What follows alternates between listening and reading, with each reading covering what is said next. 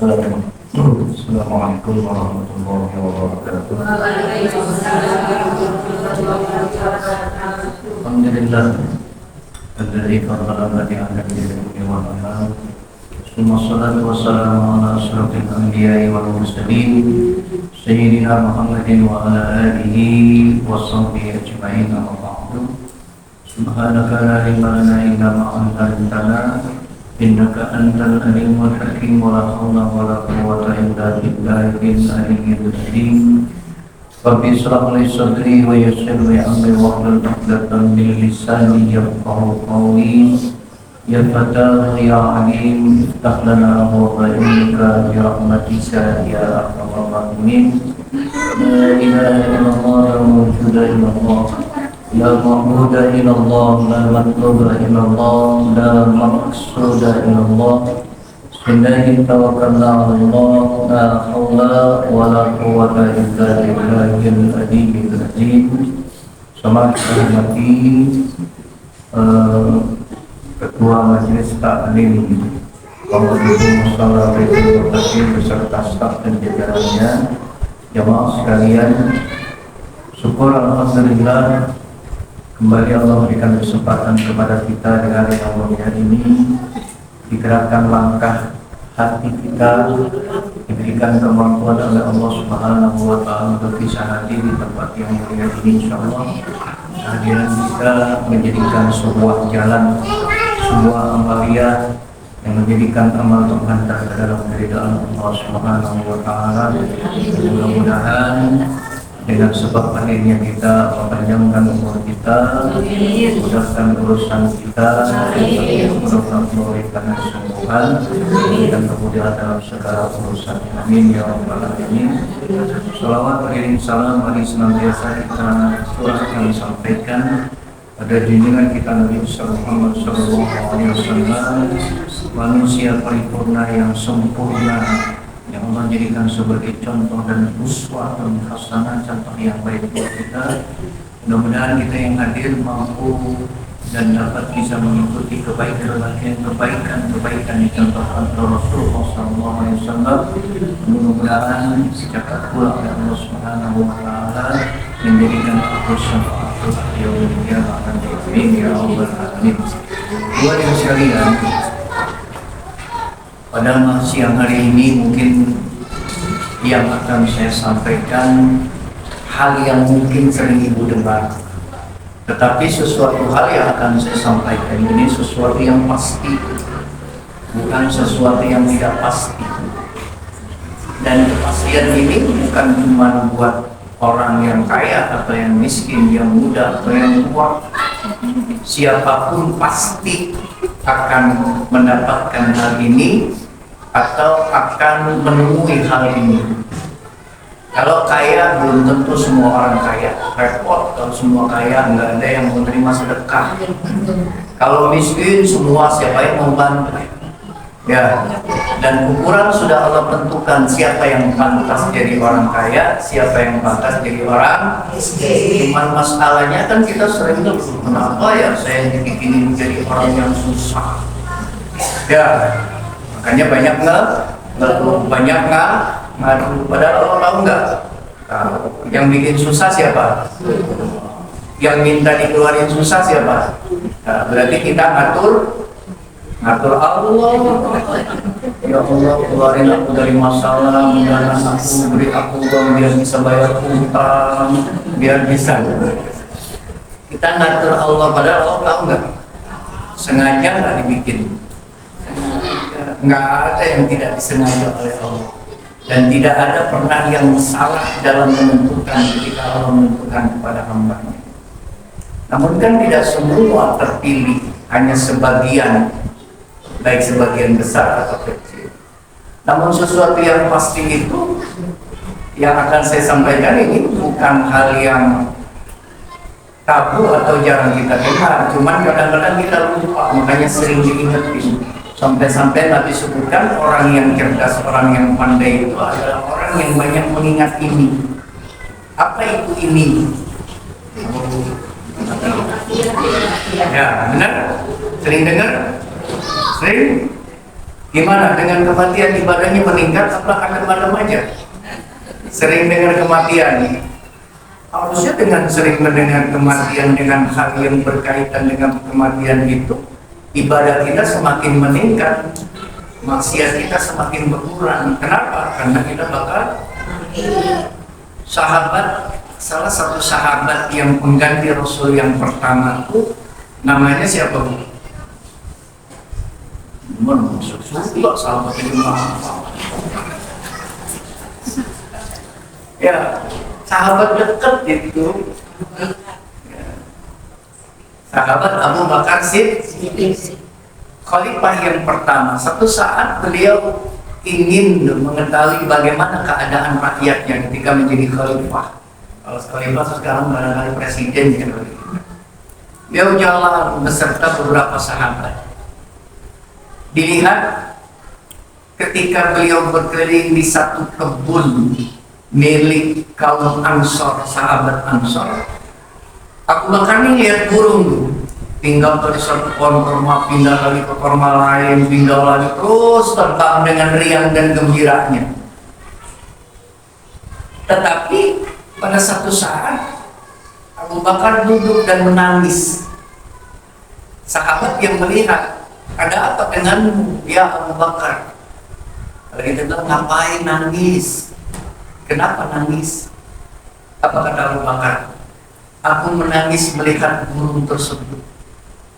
Dengan riangnya dia pindah dari satu tangkai ke tangkai lain. Kemudian dia turun ke sungai atau turun ke mata air. Kemudian dia minum, dia terbang lagi hingga di atas pohon. Kemudian mati. Yang terbayang dalam Abu Bakar, matinya burung beda dengan matinya dirinya atau kita. Enggak ada hitungannya, enggak ada hisabnya, enggak ada siksanya. Sampai Abu Bakar bilang, andai saya jadi burung, alangkah indahnya. Mau menjadi burung? Karena nggak ada siksa, enak. Hidupnya cuma nikmat tuh. Makan, minum, berkembang biak, nggak ada hitungannya. Semua itu tidak ada. Jadi jangan bilang kucing diketok sama kita ntar dihidupin kucingnya balas dendam. Enggak. Allah ciptain kucing yang lain yang itu udah mati, habis perkara. Jadi dia kalau binatang itu selain manusia sama jin mati habis, nggak ada urusan. Nggak ada kucing dihisap dihitung gara-gara manggil ayam tetangga yang lagi dimasak, nggak ada. Atau ngambil ikan di rumah sebelah dihitung, enggak. Cuma yang jadi masalah kita yang melihat ketika saat itu Abu Bakar melihat yang terbayang dalam dirinya ada hitungan yang akan dihadapi di hadapan Allah. Makanya ada pengingat, hasibu anfusakum qabla an tuhasabu. Hisablah dirimu sebelum engkau dihisab. Artinya apa? Introspeksi diri.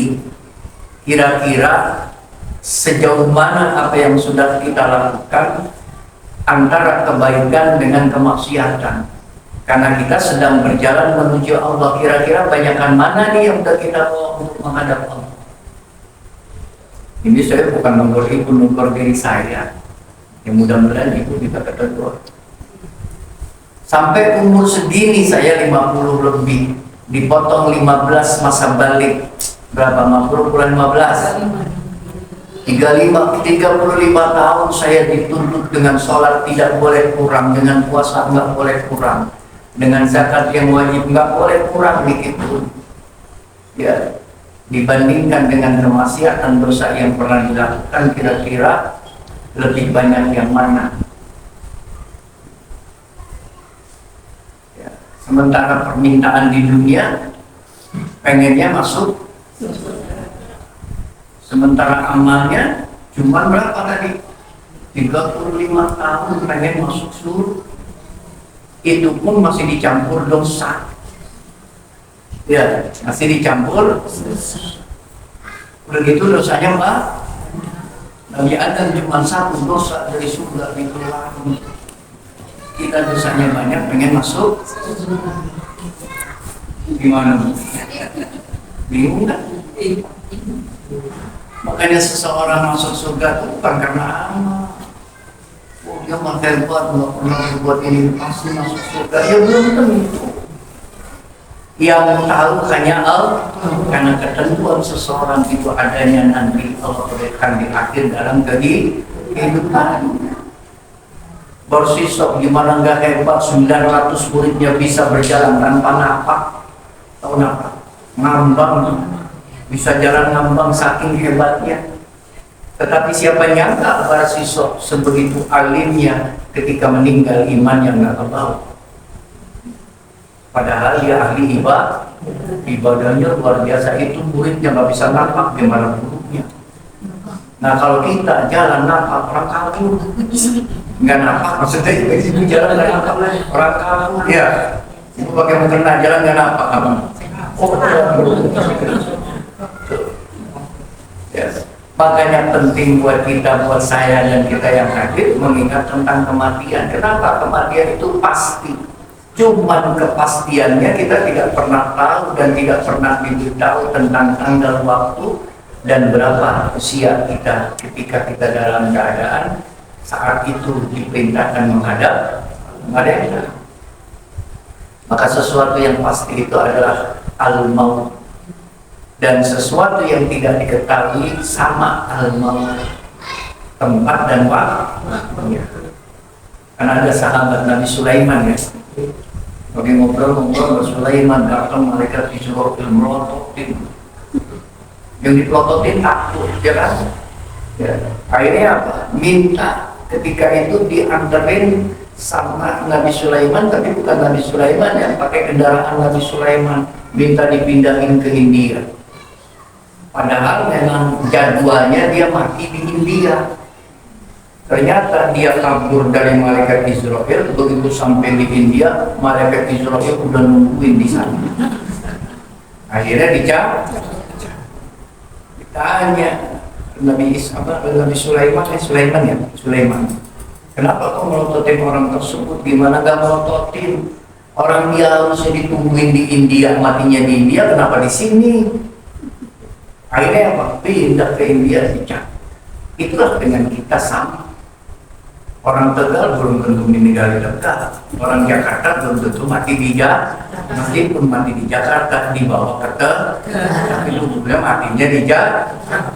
Sama orang Jakarta lagi tugas mati di Tegal dibawa ke Jakarta. Ada yang begitu. Kemarin almarhum Pak Kodir, ya ini benar kan? Meninggalnya malam. Orang asli Tegal dan mungkin warteg yang pertama ya Pak Kodir dari zaman dulu.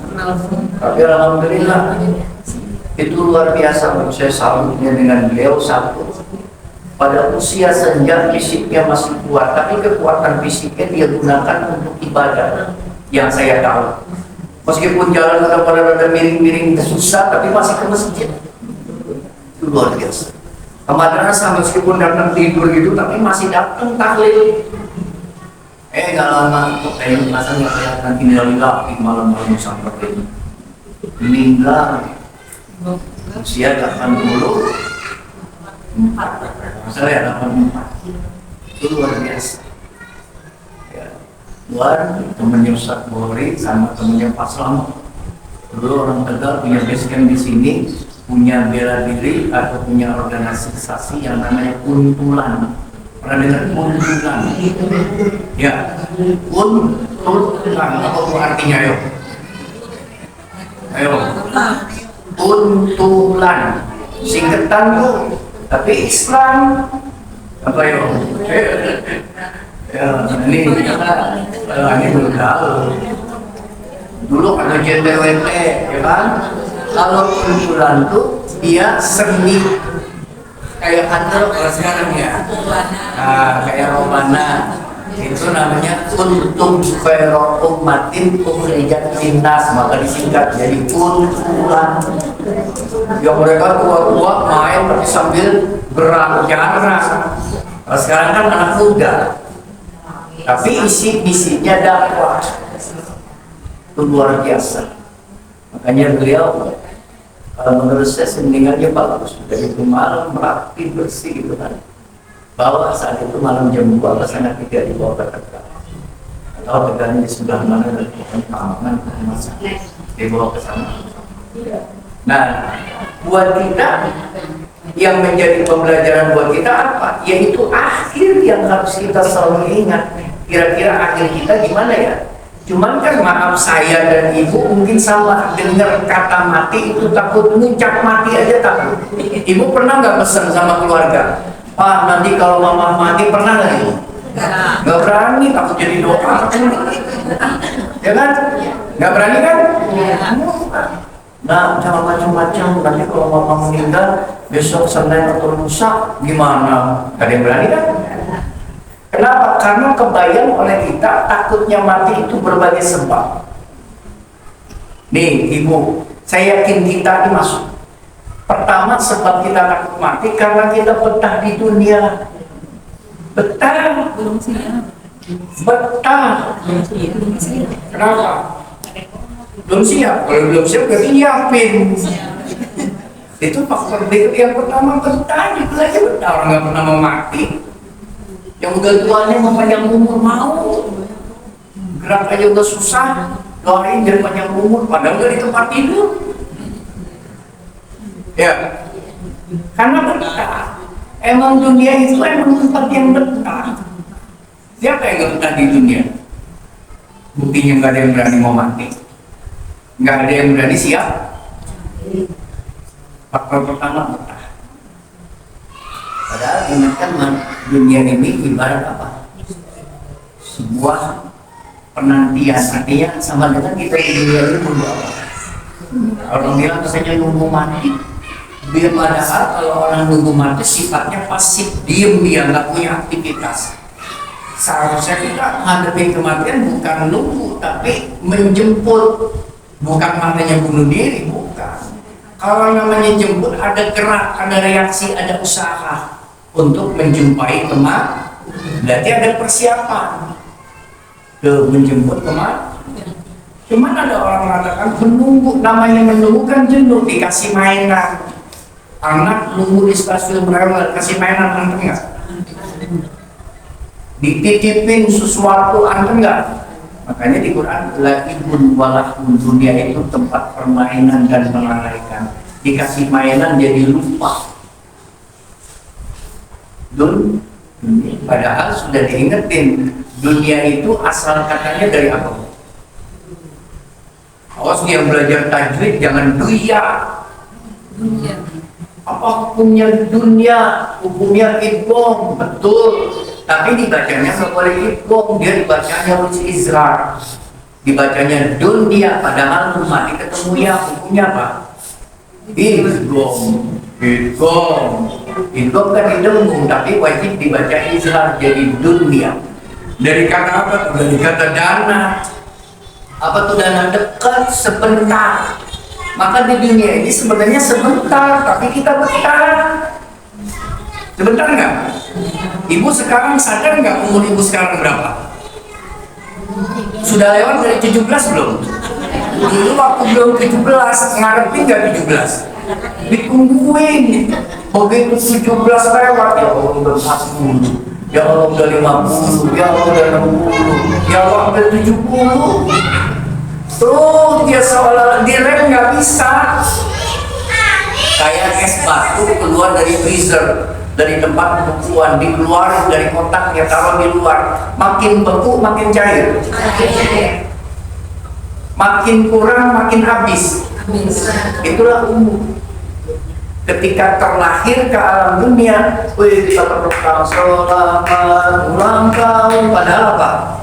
Selamat makin dekat menjumpai Tuhanmu. Selamat bersiap untuk meninggalkan dunia.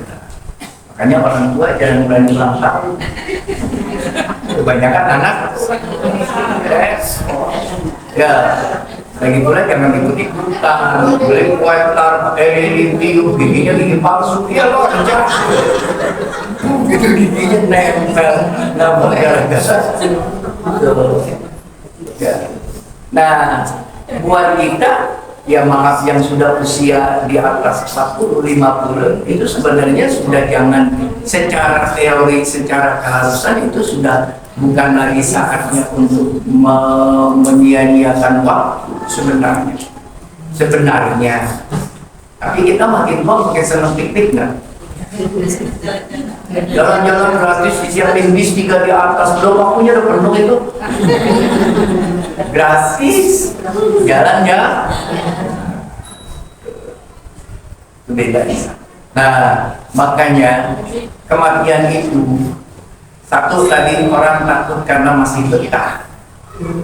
Yang kedua, karena masih banyak dosa yang kita sadar bahwa dosa yang kita lakukan ditakutkan belum terampuni oleh Allah Subhanahu, sehingga dosa itu terbawa ke dalam kematian. Makanya anugerah terbesar di antara anugerah yang Allah berikan kepada hambanya ketika Allah memberikan ampunan kepada hambanya. Ya. Nah, kalau kita dosa ke bawah mati, bisa kita minta ampun? Nggak bisa. Kalau udah mati, udah nggak bisa minta. Ya, cuman ngapain? Cuman ngejalanin dari sebab akibat ketika kehidupannya sebelum kematian. Kalau dosa, ya harus dihapus dosanya. Dengan cara apa dihapusnya? Nggak bisa, taubat udah mati baru taubat. Di kuburan nggak ada taubat. Mereka juga udah nggak mau nyatet. Apa? Disiksa. Dosa ke bawah mati disiksa. Sebelum masuk neraka dikubur disiksa, di neraka lebih berat lagi. Fa'in naja famampak dari ba'da kaisar. Ya. Kalau selamat dikubur, maka setelahnya akan lebih mudah. Tapi kalau tidak selamat dikubur, kesurannya makin berat. Makin berat. Maka ada sahabat khulafaur rasyidin kalau mau tidur dia pegang kain. Dia pukulin kakinya, dia pukulin tubuhnya dia sendiri. Apa dia bilang? Apa yang sudah kau lakukan hari ini dengan kemaksiatan? Jadi sebelum disiksa, belum diazab, sebelum dihisab, dia hisab dulu. Makanya sebenarnya bagus ketika kita mau tidur, kita introspeksi diri. Dari mulai bangun tidur, kira-kira apa yang sudah kita lakukan? Alhamdulillah bangun tidur saya sempat tahajud, saya sempat sholat subuh, habis subuh saya sempat ngaji, kemudian masak.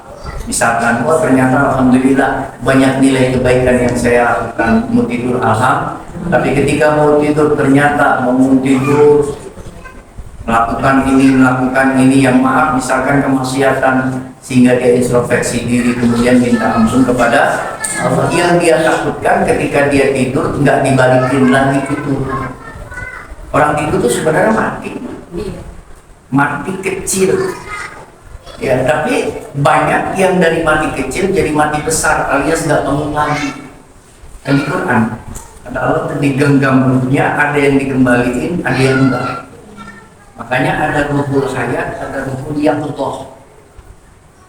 Ini kita sadar nih, ruhul yaqdah. Ruhul hayat itu kehidupan. Kalau dicabut dua-duanya udah mati. Maka disebut ja'al maut, mati. Kalau kita wafat bahasa Arabnya, meninggal. Kalau bahasa Qurannya mati. Makanya kematian, kalau kita tahu sesungguhnya kematian ada nilai besar yang apabila kita bagus di dunia, sebenarnya rindu dengan kematian. Ibu cinta dengan Allah. Saya tanya, senang nggak? Cinta nggak kepada Allah? Di Quran, al-mu'min asyaddu hubban lillah, orang yang beriman sangat-sangat cinta kepada Allah. Lagi tidur aja bangun. Ngapain? Sholat. Orang makanan banyak, dia puasa. Ya kan? Iya. Orang udah sholat 4 rakaat zuhur masih ditambah. Dia sama orang udah capek, dia berangkat haji.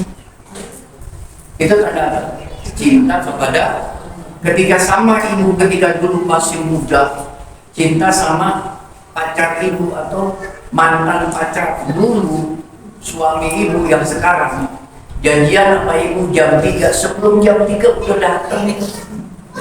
Kenapa? Saking cinta. Tuh, coba kalau pada istri saja begitu, kira-kira suami ibu sebelum asar udah dari masjid belum? Jangan suami ibu sayang gitu. Udah dengar azan aja kadang-kadang ntar dulu kan. Berarti menandakan apa? kayak kurang cinta. Padahal kalau kita sudah maksimal melakukan apa yang Allah perintahkan, bahwa itu sebuah tanda cintanya kita kepada Allah. Maka kematian bukan sesuatu yang menakutkan. Kenapa? Kalau kita cinta kepada Allah, kematian itu ibarat jembatan seorang pecinta akan berjumpa dengan yang dicintainya. Ya, ibu cinta kepada Allah kan rindu ingin berjumpa. Maka jembatannya apa itu? Ya kematian. Maka dia nggak takut dengan mati, malah justru merindukan. Itu sahabat, ya. Saking tahunya tentang apa yang akan terjadi setelah kematian, setiap hari minta mati. Minta mati. Saya yakin nggak ada berani ibu yang minta mati. Habis itu ya Allah, habis itu saya matiin aja ya Allah, gak bosan hidup. Dalam Islam itu nggak boleh putus asa. Dulu waktu belum dilarang, tetapi akhirnya ketika Nabi mendengar kemudian mengetahui dilarang oleh Nabi, nggak boleh minta mati. Sama tuh ketika orang sengsara seapapun, sakit seberat apapun, dia merasa nggak kuat kemudian minta mati, haram. Kalau memang dia sudah mulai nggak kuat, sudah mulai terasa berat, mintanya Nabi ajarkan apa yang Nabi ajarkan? Allahumma in kana al-hayatu khair fahayyi, khair li fahayyi. Ya Allah, kalau memang hidup itu baik untukku, maka sembuhkan penyakitku, sehatkan aku. Namun kalau kematian itu lebih baik bagiku, maka wafatkan aku dalam keadaan husnul khotimah. Oh, sama kayak kita punya orang tua, tungguin lama kagak mati-mati, yang rawat udah bosen, ya kan? Mati kayak lama amat sih kalau mati, ya kan? Padahal di balik sakitnya orang tua ada kebaikan buat anak atau keluarga. Di balik sakitnya orang yang sakit ada nilai kebaikan yang Allah berikan kepadanya, diangkat derajat, dihapus dosa. Kan gitu. Makanya buat mukmin apapun yang diberikan baik. Kalau dikasih nikmat dia bersyukur, dikasih ujian dia sabar. Nah, ujian kalau diberikan ke orang mukmin itu pengangkat derajat, penghapus dosa. Cuman karena kita nggak tahu, pengen buru-buru penyakit itu dipindahin atau disembuh. Padahal guru kita jelasin, kalau sakit biar tunggu sampai 3 hari, biar ngerasain sakit dulu, baru berobat. Kalau kita kan yang deket, yang dikit cari padahal ketika sakit itu sebuah proses, ketika demam itu adalah penghapus dosa. Ketika kita merasa merintih dan yang lain itu lagi diangkat derajatnya. Kenapa? Karena kita nyebut Allah. Coba kalau saat itu yang harus jadi sakit dibalik, diganti dengan kenikmatan, belum tentu dia bisa ingat Allah. Hanya di Quran disebut diingetin asal. Boleh jadi menurutmu tidak bagus, tapi bagi dalam di mata Allah itu bagus. Boleh jadi menurutmu bagus, tapi di mata Allah itu jelek. Ya, maka kematian di sini bersama jelaskan bahwa kematian itu al-maut arba'un. Mati itu ada 4. Nih, kita masuk kelompok mana nih? Ya, pertama mautul ulama. Matinya para ulama-ulama itu orang yang ilmunya banyak, orang yang alim, orang yang setidaknya dia memiliki 12 ilmu. Bukan ilmu istilahnya ustaz abal-abal asal goblek, asal ngomong nggak tahu nggak jelas. Bahaya, nanti bahaya, dorul mudilun, sesat menyesatkan. Bahaya. Maka kalau orang bukan pada kapasitasnya untuk dia menyampaikan, kemudian dia menyampaikan asal-asalan, nanti yang jadi fitnah agama. Karena enak tuh ketika orang tanya dijawab dengan semaunya. Boleh nggak kita lagi kondangan sholatnya di kosong jawab? Boleh, nggak apa-apa. Enak banget. Bahaya kalau yang begitu. Yang makanya saya pesen kalau nyari guru harus jelas di mana dia belajarnya, siapa gurunya, mondoknya di mana, lihat akhlaknya. Kenapa? Karena keberkahan ilmu itu bukan cuma asal dari keilmuan, tapi ada harus jelas dari yang disebut dengan sanad keilmuannya dari mana. Gurunya siapa, belajarnya di mana, pakai kitabnya apa. Karena itu nanti nyambungnya ke Nabi. Jadi ada pertanggungjawaban ilmu. Makanya kita wajib ibadah ikut ulama, nggak boleh ngarang-ngarang. Maghrib 3 rakaat emang perintahnya 3 dan dicontohkan oleh ulama emang 3, jangan nambah-nambah jadi 4. Maksudnya sholatnya 4 biar banyakkan pahalanya katanya. Tuh kan? Ya, jadi harus jelas. Nah, ulama ini orang yang ilmunya luas. Ini udah mulai susah. Ulama ini ilmunya banyak, kemudian dia mengamalkan keilmuannya. Tapi kalau ada orang ulama pintar tapi nggak mengamalkan, nah ini yang jadi fitnah, yang bahaya. Maka kematian ulama ya, di sini digambarkan.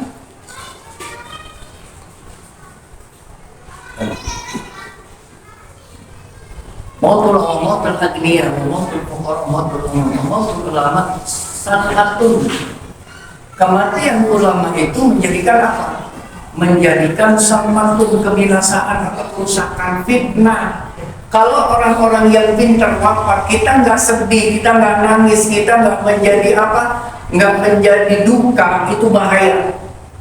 Misalkan di sini ada yang alim, meninggal, ya kita biasa aja, nggak ada perasaan duka, nggak ada perasaan sedih, hati-hati. Itu pertanda kampung tersebut akan hancur. Laulal ulama laswaran nas kal bahaim. Kalau tidak ada ulama, kalau tidak ada orang yang mengerti, maka nanti manusia pada saat itu seperti binatang, saling menerkam, saling membunuh karena tidak ada yang menjelaskan, yang memberikan pengertian dan yang mencontohkan bahaya. Ya, bahkan kayak di sini gambar Musa Syafi'i, kita harus sesepuh dari ibu ketika beliau wafat harus ada rasa duka. Biar bagaimanapun beliau banyak mengajarkan. Sabda atau yang berkecimpung yang mengajarkan anak cucu kita harus ada sedih. Bukan cuma keluarga, kenapa? Bayangkan kalau tidak ada mereka, bagaimana anak cucu kita? Ya, bayangkan ke sana. Makanya, malam yaksan bimautil alim bahwa munafik. Ada ungkapan gitu, ditulis. Siapa orang yang tidak sedih dengan meninggalnya orang yang alim, maka dia munafik. Munafik, tahu munafik? Ibarat kamu apa? Musa berbulu domba, beda bentuk, beda aslinya. Yang kedua, itu mati pertama. Wa mautul agniya. Apa tuh mautul agniya? Hasaratun, kerugian. Kalau orang saya meninggal, bangkrut, rugi. Kenapa? Ditinggal hartanya. Ya, ibunya punya kosan 10, meninggal, dibawa nggak? Nggak ada. Yang nggak punya, bawa nggak? Enggak, apalagi yang nggak punya. Tuh. Cuman kan kita kadang-kadang maaf, lebih sayang sama anak, kadang-kadang nggak semua, melupakan diri sendiri. Anak udah disiapin rumahnya, udah dirinya lupa ketika meninggal, nggak ada bagian untuk dirinya. Banyak yang begitu.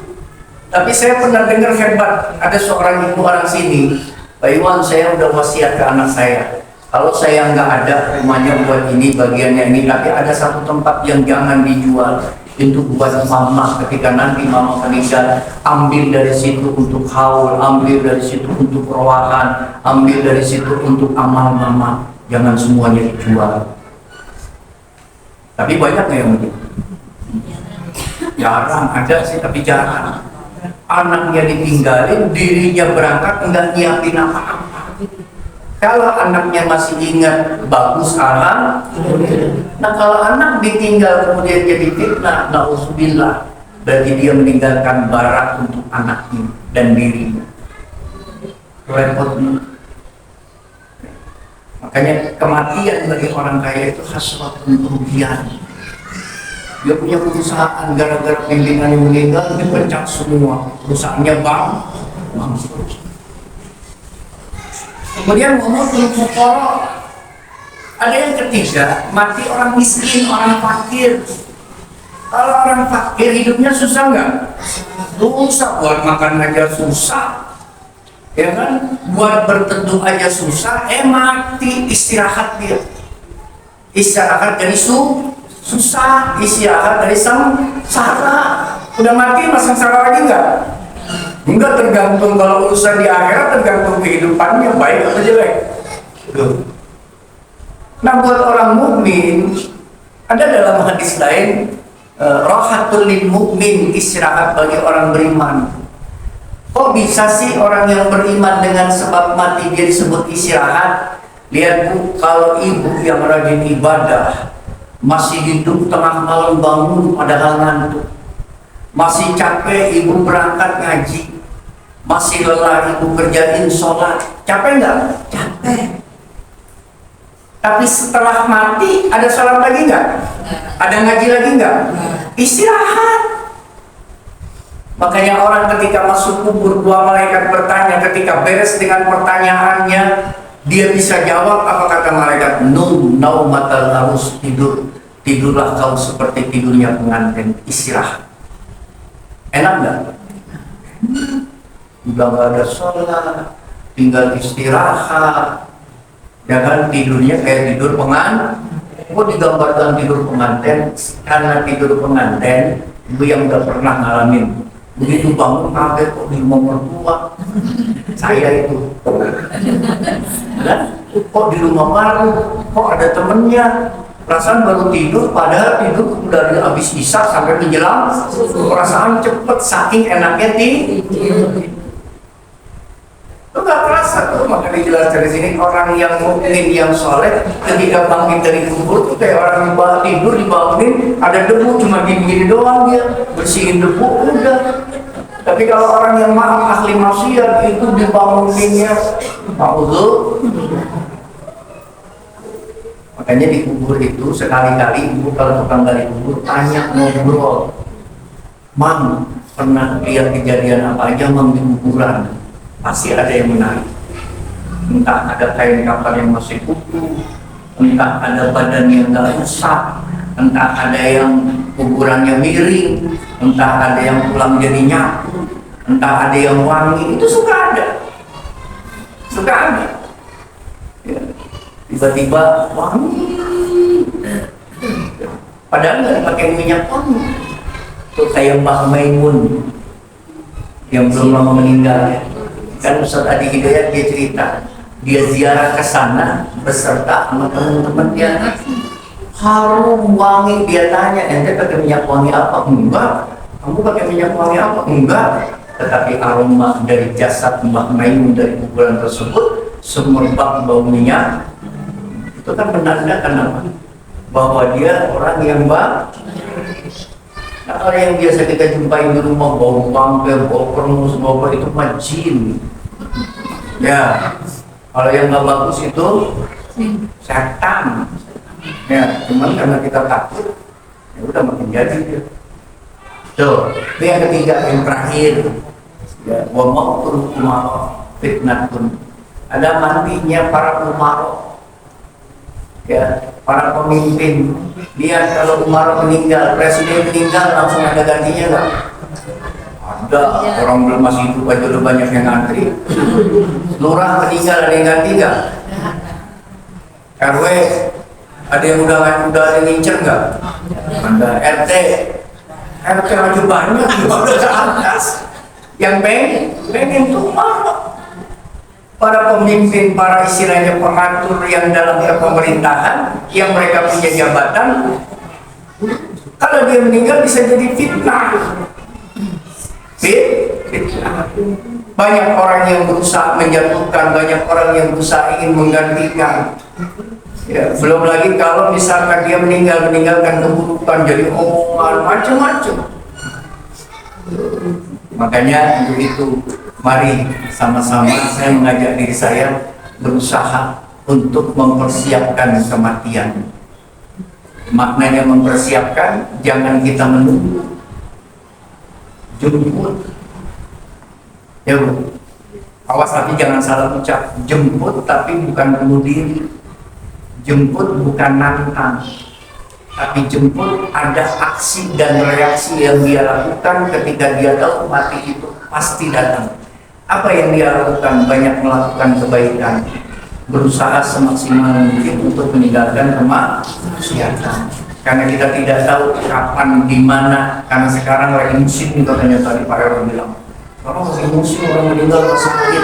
Kenapa? Kakaknya Mbak Umar, kemudian di sebelah lagi pulang kampung. Padahal kemarin lagi cuma 2 saya ketemu, dia ngasih pupuk orangnya tinggi-tinggi. Meninggal, katanya nggak sakit. Wallahu a'lam. Karena banyak sekarang yang tiba-tiba mendadak. Tapi judulnya itu sebab saja. Al-maut baktatan, al-maut baktatan. Datangnya kematian itu tiba-tiba. Wasababu kasiratun, dan sebabnya memang banyak. Cuman kan sekarang sudah mulai banyak. Ya, nggak kekontrol gulanya, nggak kekontrol tensinya, kolesterolnya nggak kekontrol, tiba-tiba meledak di sini alias pecah pembuluh langsung spontan nggak sadar. Ya, ini saja barangkali apa yang saya sampaikan. Mungkin ada yang mau ditanya? Pas kurang seberapa, mau sampai jam 3. Takutnya kalau sampai jam 3 itu nggak ikhlas. Cuma sampai ibu nggak ikhlas, nggak jadi. Ya. Ada pertanyaan nggak? Apa pertanyaannya bebas. Kalau ngaji ada yang tanya, berarti ngajinya itu menandakan bahwa ibu menangkap, memperhatikan apa yang disampaikan. Nah kalau ditanya diam semua, belumnya tanda tanya, ini ngerti apa ini? Ya kan? Ini sih ya. Selalu aja ngaji, yang penting apa? Ada yang bisa didapat. Dan di rumah ibu bisa cerita tuh. Ketika ditanya, ngaji apa? Ngaji tentang ini, jelasin. Jangan ngaji tentang apa? Nggak tahu tuh tentang ini. Kayak ibu emang ngajinya gimana? Aku ngantuk. Jadi awam-awam dengarnya. Ibu, tanda-tanda mendekati kematian, harus tahu. Ada kan? Tanda. Jalan udah jarang nengok ke atas, nengok ke bawah. Kalau udah tua ke atas ke bawah. Ini kalau ke atas ngomong berarti. Itu kan isyarat sengaja oleh Allah ditundukin ke bawah. Mulai bungkuk udang apa makin tegak? Ya kan, tandanya lagi rambut yang tadinya hebat, kalau nggak putih botak. Ya, kalau nggak putih lihat suami ibu botak apa putih? Baik salah satu aja. Kalau nggak botak tuh, yang paling gampang kalau sudah mendekati, udah nggak bisa masuk makanan. Kedua, kalau sataris kan bilang gampang, pulang ngaji, ambil gelas isi air, ambil sendok suapin ke mulut ibu. Kalau masih masuk, alhamdulillah. Kalau semua nggak bisa masuk, udah jangan kemana-mana, gelas saja, pegang aspek banyak istighfar. Malaikat udah deket. Kan memang dekat berapa kali sehari ditengok? 70 kali kita dilihatin malaikat satu hari. Kita lihat ini, oh kita lagi tawa, padahal malaikat enak sekarang ketawa. Kita sedih, ngapain sedih? Jadi ada keterangan 70 kali. Nah, kita kalau tahu ngerti, pegangin hatinya, pegangin ini, itu kan cuma tanda cara. Bercoba matanya, kaki dia sudah ada bentuknya beda. Coba ibu kakinya sudah ada meremput kan? Yang udah tua-tua, ya kan? Pasti ada begini kan? Masih muda, masih dekat, Nah, kita kalau udah mati kelihatan tuh. Ya, pokoknya banyak cirinya. Tangannya beda, kakinya. Itu jadi hobi. Dah, nanti jadi takut mati lagi. Ya, kita tutup Fatihah. Mudah-mudahan. Oh iya, kita ibu Qadir juga rajin kesini. Dia kelilingan kakinya kemana aja. Ya, kita bacain Fatihah. Mudah-mudahan satu yang ditinggal Allah berikan kesabaran, kedua yang meninggal mudah-mudahan Allah berikan ampunan, lapangkan kuburnya, terima ibadahnya, silakan dan dosanya Allah Subhanahu wa Ta'ala. Dan mudah-mudahan pun kita yang hadir pada siang menjelang sore ini, ketika saatnya nanti Allah jemput dengan utusannya, mudah-mudahan kita sudah siap dan mudah-mudahan dalam keadaan husnul.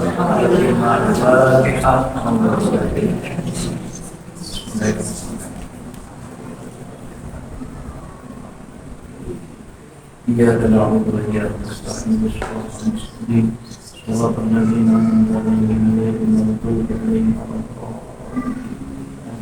Astagfirullahaladzim Alhamdulillah yang ma'bud Allahumma salli wa sallim ala Sayyidina Muhammad wa ala ali Sayyidina Muhammad Allahumma ighfir lahu warhamhu wa afihi wa fa'alahu nuzulahu wa wasi' madkhalahu wa ja'alil jannata maswahu Allahumma aghnina bil ilmi wa zayyina bil ilmi wa aghnina bil taqwa jamilna bil afiyah bi rahmatika ya arhamar rahimin Rabbana hab lana min azwajina wa dhurriyyatina qurrata a'yun waj'alna lil muttaqina imama Rabbana atina fid dunya hasanah wa fil akhirati hasanah wa qina adzaban nar walhamdulillahi rabbil alamin. Assalamualaikum warahmatullahi wabarakatuh. Ada bi dzikrillah tatma'innul